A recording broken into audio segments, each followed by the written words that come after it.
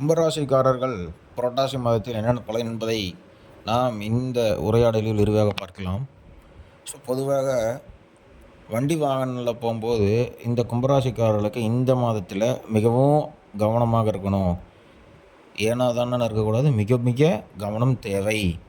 மேலதிகாரிகளின் விஷயத்திலும் கவனங்கள் தேவை. நான் பேப்பர் போடுறேன், ஏன் அப்படின்னா மேனேஜர் நிறையா ஒர்க்கு கொடுக்குறான், இல்லை அவர் பார்த்திங்கன்னா எனக்கு டார்ச்சர் பண்ணுறாரு, என் மேலே அடிக்கடி கோவப்பட்டுக்கிட்டே இருக்கிறாரு, அதனால் நான் பேப்பர் போட போகிறேன் அப்படிங்கிற முடிவெல்லாம் நீங்கள் வச்சுருந்தீங்க அப்படின்னா தயவு செய்து கைவிடுவது ரொம்ப நல்லது. சரிங்களா?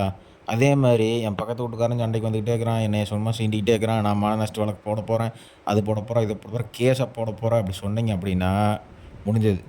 ஏன்னா எதை போட்டாலுமே எல்லாமே உங்களுக்கு எதிராக தான் வருமே தவிர நீங்கள் அதில் ஜெயிக்க முடியாது. முக்கியமாக பார்த்திங்கன்னா இதுக்கப்புறம் இந்த சட்ட சிக்கல்கள், என்ன சட்ட சிக்கல்கள் வந்தாலுமே அந்த முன்விரோதம் காரணமாக சில விஷயங்கள், அதாவது சில பிரச்சனைகள் வரும். அதையுமே நீங்கள் கண்ணும் காணாத மாதிரி விட்டுட்டு போயிருங்க. நீங்கள் அவன் என்ன இப்படி சொல்கிறான், நான் என்ன இப்படி சொல்கிறேன் அப்படின்ட்டு ஒரு கோவப்பட்டீங்க அப்படின்னா நீங்கள் சிறைக்கு கூட செல்ல வேண்டிய பிரச்சனைகள் சேர்ந்துடும். ஸோ அதனால் அதையே கைவிட்டுருங்க. அதேமாரி பிள்ளைகள் விஷயத்தில் பார்த்திங்கன்னா இருந்து வந்த மனஸ்தாபங்கள், ரொம்ப நாளாக இருந்து வந்த மனஸ்தாபங்கள் நீங்கும். அதே மாதிரி உங்களுடைய நண்பர்கள், நீண்ட கால நண்பர்கள், ரொம்ப நாளாக பார்க்காம இருப்பீங்க, அவங்களையும் சந்திப்பீங்க.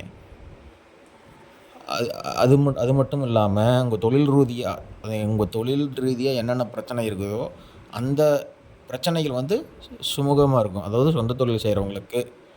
அதே மாதிரி பார்த்திங்கன்னா உங்களுக்கு தாய் வழி தந்தை வழி உறவு வகையில் வர அது பார்த்திங்கன்னா அவங்க அனுகூலம் கிடைக்கும். அதேமாதிரி உத்தியோகஸ்தில் இருக்கும் பிரச்சனைகள், சின்ன சின்ன பிரச்சனைகள் நீங்கும். அதுக்குன்னு நீங்கள் கோவப்படக்கூடாது. மேலதிகாரிகள் விஷயத்தில் பார்த்திங்கன்னா சுத்தமாக கோவப்படவே கூடாது. அதுவும் இல்லாத சட்ட விரோதமாக இருப்பார்கள், அதாவது அவங்க ஏதோ ஒரு சட்ட விரோத செயல்கள் பண்ணுறாங்க அப்படின்னா தயவுசெய்து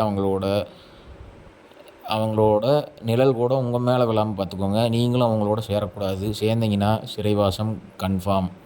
ஸோ இந்த மாதத்தில் மிகவும் கவனமாக இருக்க வேண்டிய ராசிகளில் உங்கள் ராசியுமே மெயின். ஓகேங்களா?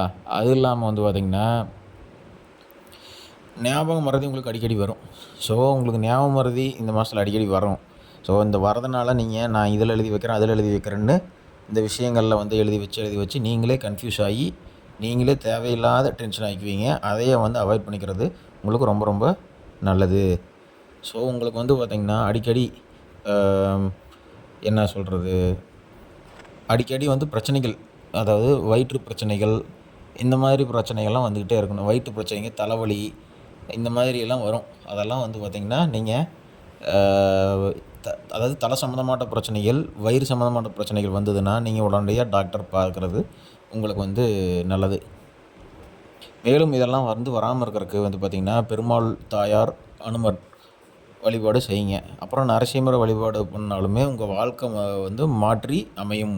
அதாவது மேற்கண்ட சொன்ன இந்த பிரச்சனைகள் எல்லாமே உங்களுக்கு பார்த்திங்க அப்படின்ட்டா குறையும்.